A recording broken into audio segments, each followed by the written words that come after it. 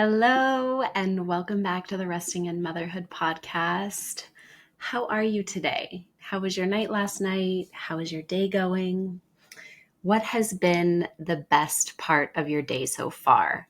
And if you are subscribed to my newsletter, I actually sent a newsletter on that specific topic when you're listening to this, maybe like a month and a half ago, about how I was having a really, really hard day. And I was like negative. I had this mindset that like Lila's so hard, everything's so hard, the pity parties that we get in. And I was making my life easier. We went to Chick-fil-A for lunch and we're in the drive-through line, and this young guy with a huge smile on his face, we pull up to him and he's like, "What's been the best part of your day?" And it like stopped me in my tracks because I was in such a negative place. I was in such a funk, and it stopped me. And I was like, what has been the best part of our day, right? Like, let me find this glimmering moment in a day that feels so dark. And then we drove away from him and I started crying because I realized it's so easy, and I am so guilty of this.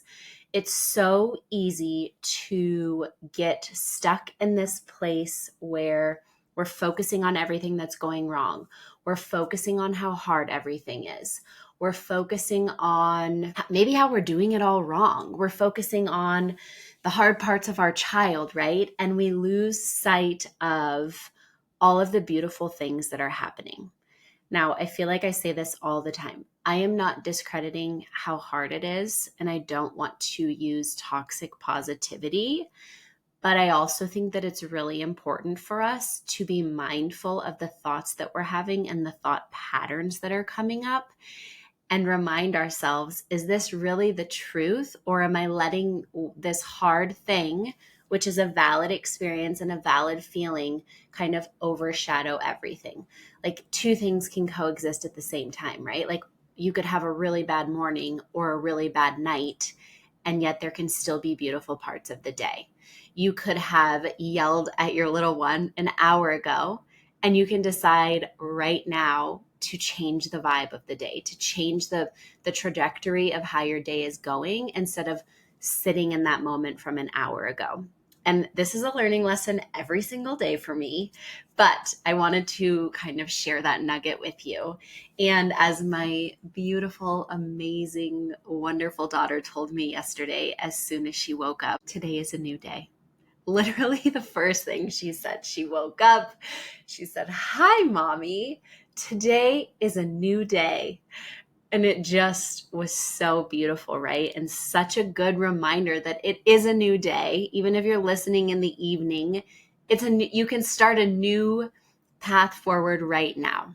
So if it's been a rough day, if it's been a rough week, if it's been a rough month, I want you to, whether you journal it out or think about it or say it out loud to me right now, what has been the best part of your day?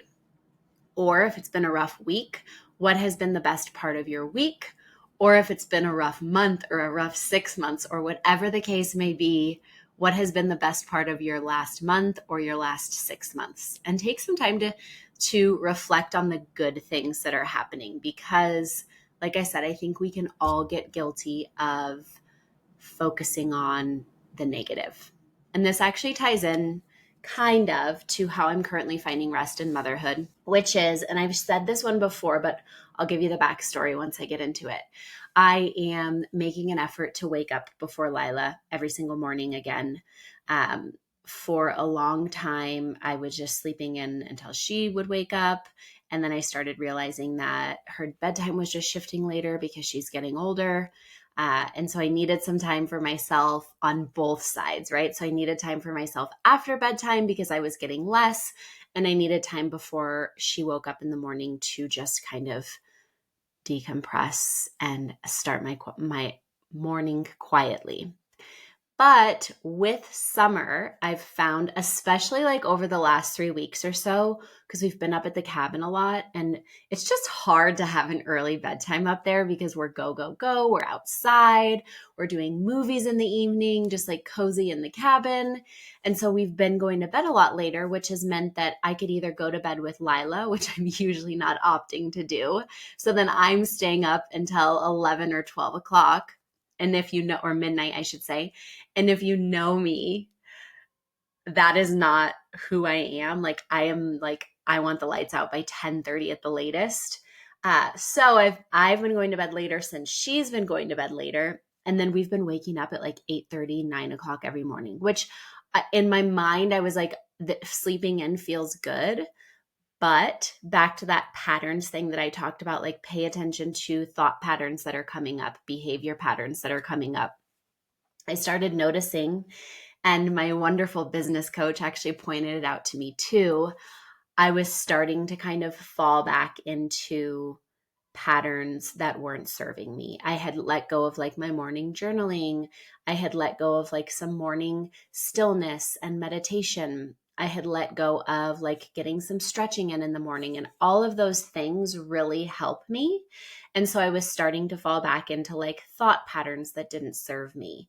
All of these things, right? It's kind of like this domino effect. So how I am currently finding rest in motherhood again, although it is very, very hard. Like I'm having to press snooze like 10 times before I get up, which surprisingly does not wake up my child who's sleeping next to me.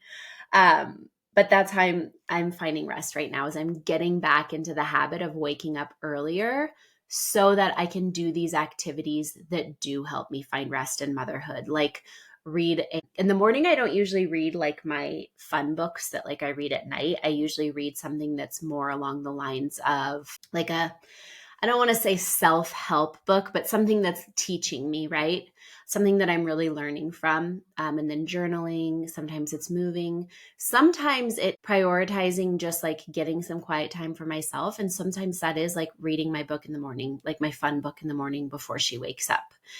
If you are a reader, I'm currently reading Magnolia Parks. I'm on the third book, but it's a little bit Gossip Girl-esque in London. Very like toxic relationship, but it's a really fun read if you're looking for something fun to read with like lots of fashion in it. It's fun. And that's a total aside, but I always want to share what's going on in my life with you too. So today I'm totally switching gears. Today we will be talking all about sleep progressions in the first year and kind of what to expect. First, I want to talk about like what a sleep progression is and what it isn't.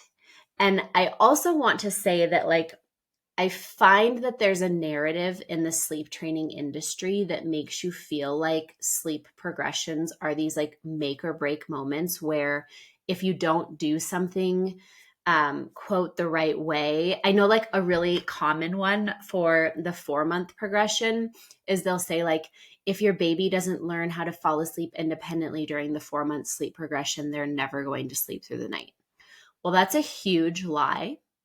I've seen it with all of my clients, right? I've seen it with my own child who was supported to sleep until she was over 3 years old, who now sleeps through the night and was sleeping through the night when she was still supported to sleep. So that's a big lie, a big giant lie. And so no, sleep progressions are not these make or break moments where if you don't teach a skill, which by the way, we know sleep is not a skill in the first place. It's a biological function that cannot be taught. But it's like, you don't need to teach a skill. You don't need to follow these rules. Your baby doesn't need to be doing something by the end of the progression for them to sleep through the night. That's all BS, meant to scare you, meant to make you feel like you have to sleep train, and you don't. So what is a sleep progression? And by the way, if you're like listening to this and you're like, you're saying it wrong, it's a regression, not a progression. I say progression because, and this also kind of goes back to the sleep training industry. The sleep training industry spins sleep progressions in a negative way, calling them regressions, making you feel like your child is going back. I see a progression, and this is why I call it a progression, as a time in your child's life where all of their development and growth is propelling them forward, which is then impacting their sleep. They're not regressing. They are growing and developing and getting bigger and stronger and smarter. And all of that is coming together to impact sleep. And so that leads me into my next part of what I want to say, which is sleep progressions are not like this one singular event. It's multiple events happening in a child's life that come together to kind of create this perfect storm for really hard sleep. So, yes, I'm going to talk about in this episode the 4-month progression, the 6-month progression, and the 8 to 10-month progression. And we'll talk about the 12-month progression too. But that doesn't mean that they're going to happen at that specific age for your child, right? So like the 4-month progression might happen around the 3-month mark for your little one, or it might happen around the 5-month mark for your little one. The 6-month progression might happen around the 5-month mark or the 7-month mark or the 6-month mark, right? It's not going to happen at a specific age. Like, oh, it's their 4-month quote unquote birthday. They're going to start the progression tonight, right? That's not how it works. It's all about like where your baby's at developmentally and what's going on with them. But I wanted to break down these sleep progressions so that you know what to expect and you can work through them. And I will also say that I have just released a new freebie. Currently, I have a 4-month sleep progression freebie and a toddler sleep progression freebie. What I'm going to have now, which I have released and you can download today, is 0 to 12 month sleep progression freebie, and then my 12 to 24 month sleep progression freebie. So I am, instead of just having the 4-month, you're getting access to all of the information on all of the progressions in the first year. I will go through a lot of the information in today's episode, but I highly recommend just downloading the freebie. That way you have it to look back on as you go through future progressions, and you have it in paper form, right? So you can just look through it. So what's happening around the 4-month mark? Your baby was born with kind of this protective sensory barrier, which is why we often hear it referred to as the 4th trimester, because they're out of utero now once they're born, but they're still kind of in this little external womb, which is us, right? Like our body, our arms, being around us, sleeping within sensory range of us, all of that is kind of this external womb, which is why that skin to skin and keeping your baby close is so, so important in those first 4 months and past that, right? There's not an age where responding to your child's need and keeping them close as needed is bad. But those first 4 months, they're really kind of in this little protective external womb. So their senses are dampened, meaning that they're not as aware to the outside world. They're pretty much only concerned with you. And if they have another primary caregiver, the other primary caregiver. It's why they're not really kind of like making eye contact in the first few months, right? All of those things. And yes, they'll look in our eyes, but it's, as the smiles start to develop, that's when they're kind of really starting to come out of that, we'll say, shell. And so that sensory barrier is coming down. So that's one thing that's happening around the 4-month mark, is they are really awakening to the outside world. Another thing that's happening is they are probably starting to roll or getting ready to roll.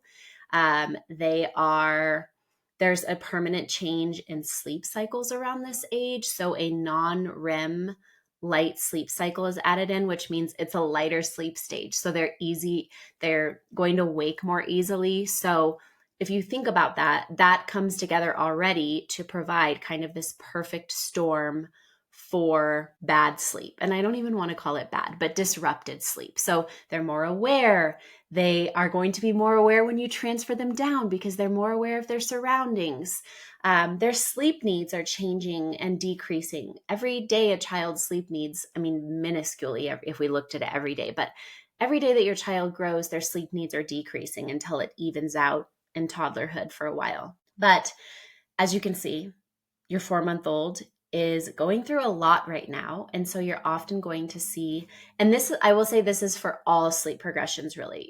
You're going to see probably fighting naps, having a harder time getting them down, maybe shorter naps, a harder bedtime, maybe they're waking more frequently at night. It's really common around this age for little ones to kind of sleep through the night from like the 2 to 3 month mark. And then all of a sudden at the 4 month mark, they're starting to wake up every 2 to 3 hours or maybe hourly.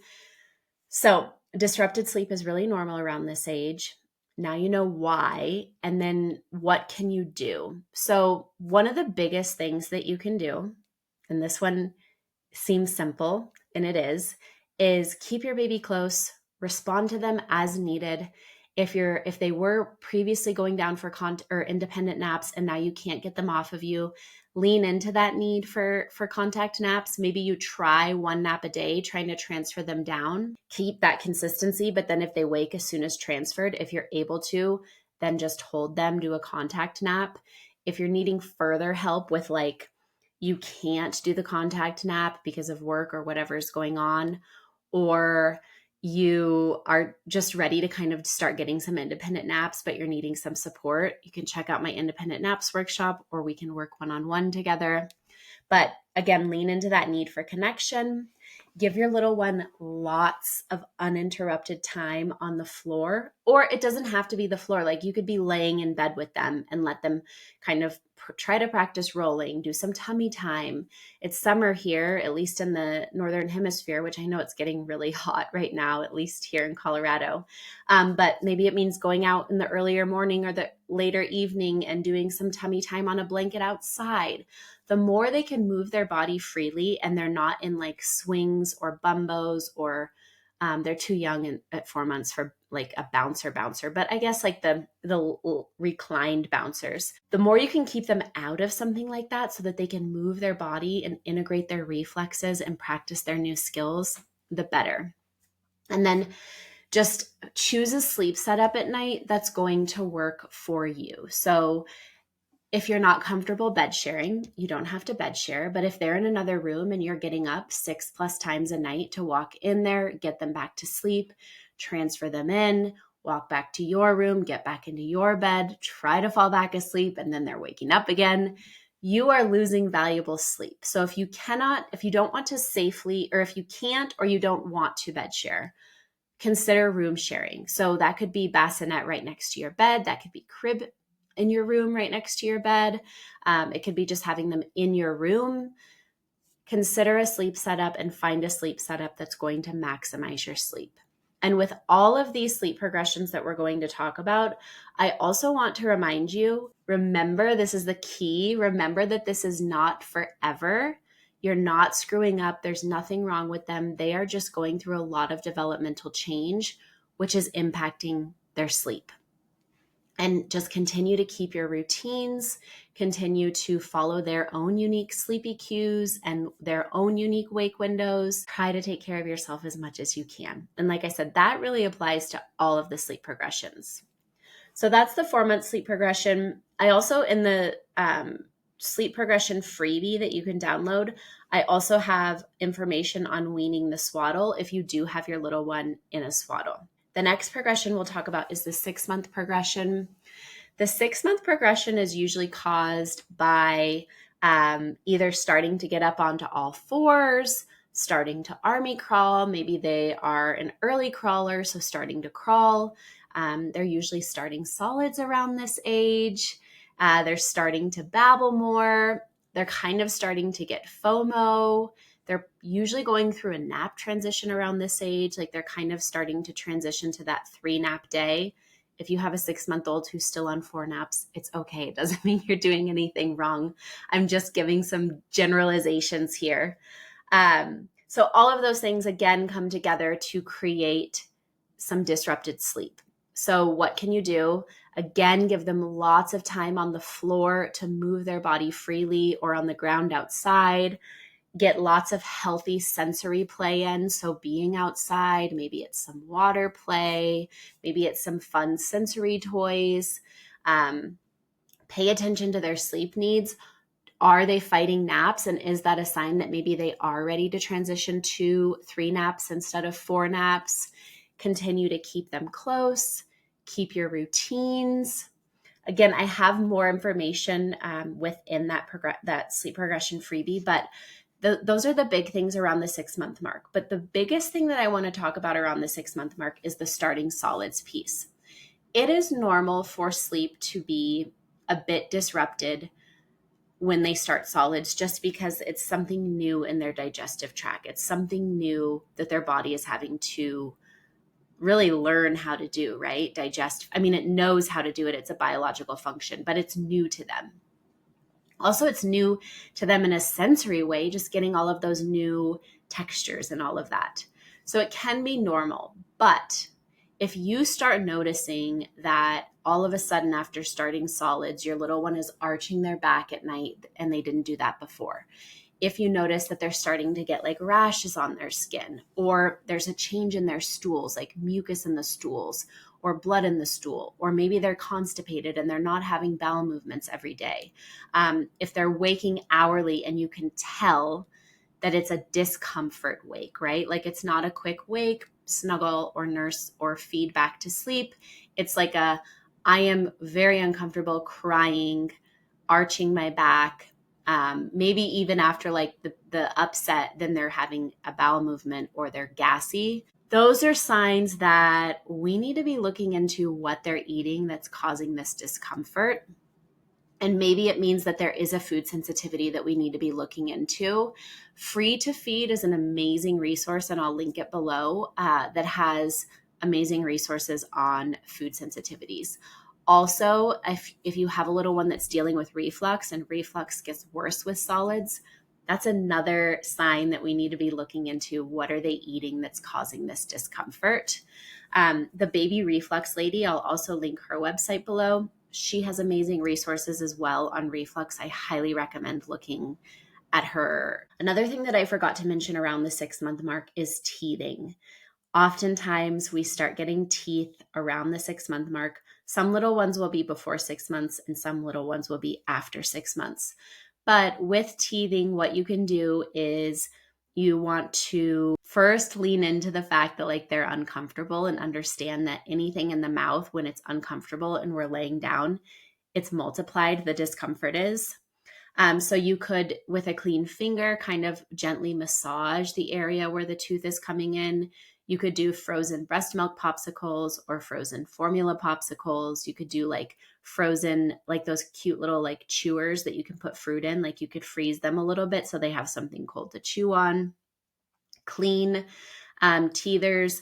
I also really love the Earthly, it's called Teeth Tamer. It's like a teething tincture that you put in their mouth.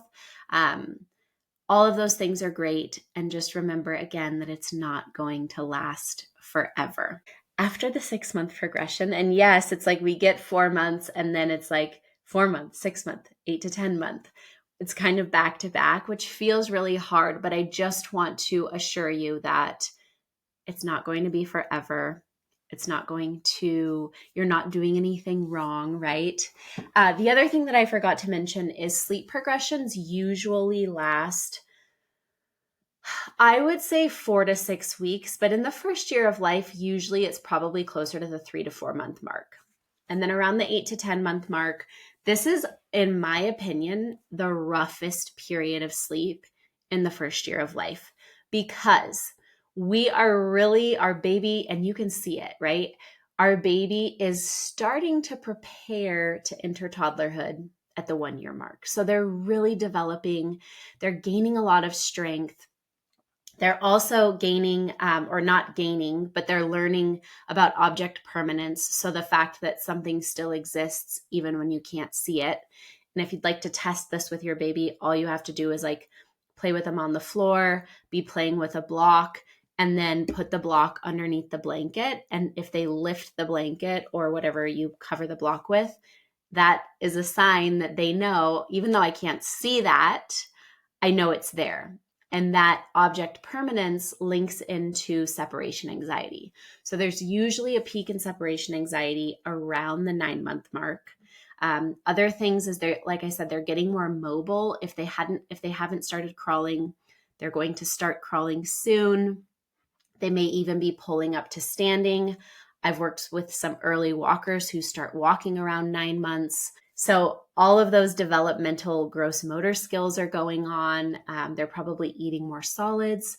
Sometimes we start leaving the house more around the 8 to 10 month mark because we're starting to feel more confident and comfortable leaving the house with them. They also may be transitioning from 3 to 2 naps. Sleep needs are decreasing. So as you can see, there's a lot going on at this age too. What can you do? Similar to the previous months, provide comfort when they're teething, tune into them at night to make sure that they are not uncomfortable, like there's not signs of discomfort like the arching of the back or extreme restlessness or just really upset during wakings. One thing I'll mention here is that babies can have nightmares, but you would discern a nightmare from like a discomfort waking because a nightmare would kind of be a one-off occasion. Discomfort is going to be something that shows up again and again and again. Also, you want to continue to provide them lots of time to practice their new skills and move their bodies freely. Try not to pack your day with too many like mommy and me classes or activities to allow them to have time at home to just really practice new skills and master them. Another thing that you can do at this age to work with the separation anxiety piece is first continue to show them that you are there, that you will be there for them. If you are leaving them, I don't recommend sneaking out. I actually recommend telling them goodbye, saying something like, I can't wait to see you in a little while. I can't wait to read a book with you or snuggle you. Even though they're not fully comprehending it, it's important to say goodbye. You can play peekaboo with them. You can even, like, if they're sleeping in a crib, put them in their crib and then step out of the room and then like jump back in to make it a game. So just showing them that even when they don't see you, you do come back.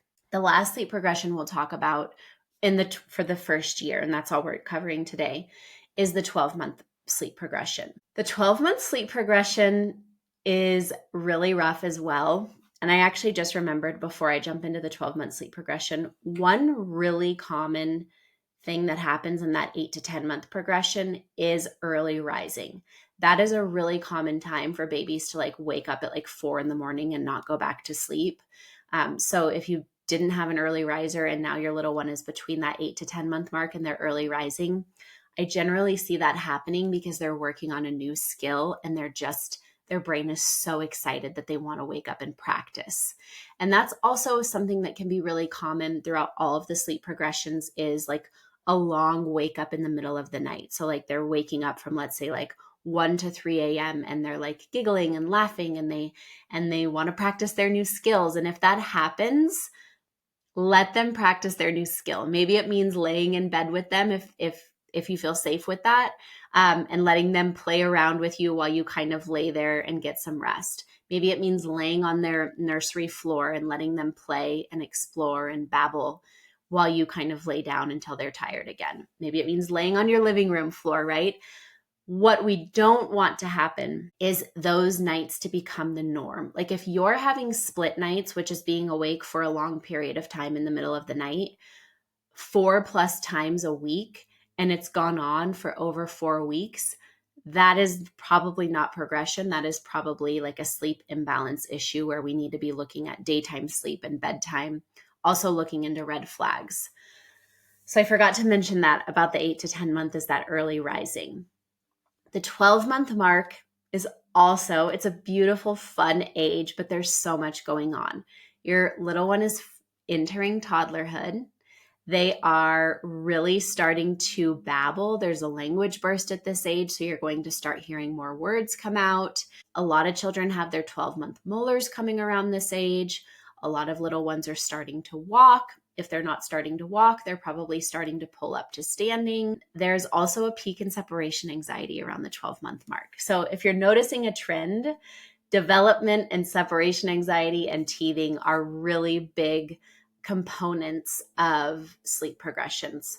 Also, at the 12-month mark, sleep needs are decreasing a little bit. Most little ones don't transition to one nap until closer to 13 to 18 months, but it is possible that your little one is transitioning or it is possible that your little one might be transitioning to one nap. It's just unique to each child. So what can you do at this age? instead of trying to like bait words out of them, like, how do you say this or what's this? Just have regular, normal conversations with them, because that's actually giving them more language. And when we test them, a lot of times they don't like that. They don't like feeling coerced into doing something. Whereas if it's natural, it's giving them more of an opportunity to practice new words. Again, provide comfort with teething.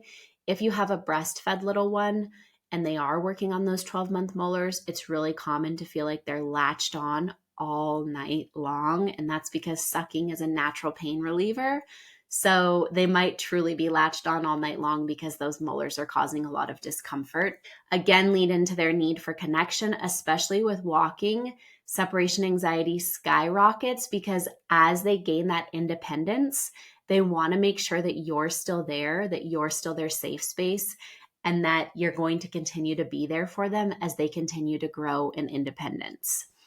Again, lots of time to practice new skills. I can't remember if I already said that. But if you're seeing a trend here, it's ultimately that it's all of these special things that are going on within a child's life that are going to impact sleep. Remember, when you have a really hard night, I want you to wake up that next morning, or when you wake up, and say, I'm going to pay attention to see what new thing I notice about them. Maybe it's tiny. Maybe it's they're starting to look at their hand and move it around. Maybe it's a new word for an older child. Maybe it's waving at people. Maybe it's clapping. Maybe it's playing with a toy in a new way, right? Well, be on the lookout for those, because when you see those, you can say, oh, that is why sleep was hard last night. Their little brain was so excited working on this new skill that they didn't want to sleep. They had a hard time sleeping. Or if you can spot a tooth, oh gosh, they're really uncomfortable. I don't sleep good when I'm uncomfortable either, right? So changing this narrative of like they're regressing, their sleep is getting worse, to what's going on in their life that's so big and exciting that's impacting their sleep. Easier said than done, I know. And also during this time, I really want to encourage you to prioritize taking time for yourself whenever and however you can. And also prioritize like outsourcing whatever you need to outsource to fill your own cup as well. So maybe that's getting a meal delivered. Maybe that's asking your partner to do a load of laundry, right? Or if somebody comes over and offers to help, don't be afraid to actually ask for the help. So I hope this was helpful. I hope what it really did is take the fear out of sleep progressions to help you realize that you're not doing anything wrong. Hopefully you even had like an aha moment of, oh my gosh, that's totally what's going on right now. I highly recommend downloading the new Sleep Progressions freebie, which will be linked in the show notes. And if you're needing more support, if you're like, okay, we are not in a progression, but we're dealing with regular split nights, or we are dealing with false starts for the past 2 months, or my baby's been waking hourly their whole life, or for the last 2+ months, or I would even say for hourly waking if they're going past a month of hourly waking, that's not a progression. Something else is going on that we need to look into. So differentiate between progression and a pattern that is consistently there that is not sustainable. So like I said, those split nights that are happening, that are a norm in your home, hourly waking is a norm, baby fighting nap all the time or bedtime, early rising is the norm. When any of those things become the norm, and I would say generally that means like longer than a month, something's going on and that's not a progression. Something's going on that we need to dig deeper. So if you are in that camp, if you are on team struggle bus every single day of the week, and not just kind of in a temporary period, we need to look at that. So I highly recommend booking a discovery call with me and chatting about how I can best support you. Or if you're more of a DIY mama, I have my 0 to 12 month sleep course, which covers all of the big sleep struggles and little sleep struggles, like getting your baby to nap off of you or sleep off of your chest. And then again, early rising, split nights, false starts, hourly waking, all of those big things, fighting sleep. I cover all of that in the course as well, plus give you so much more education so that you can confidently navigate that first year of sleep with more sleep and in alignment with your parenting values. I am wishing you a beautiful day, and I'm sending sleepy vibes your way. I hope you have a wonderful day.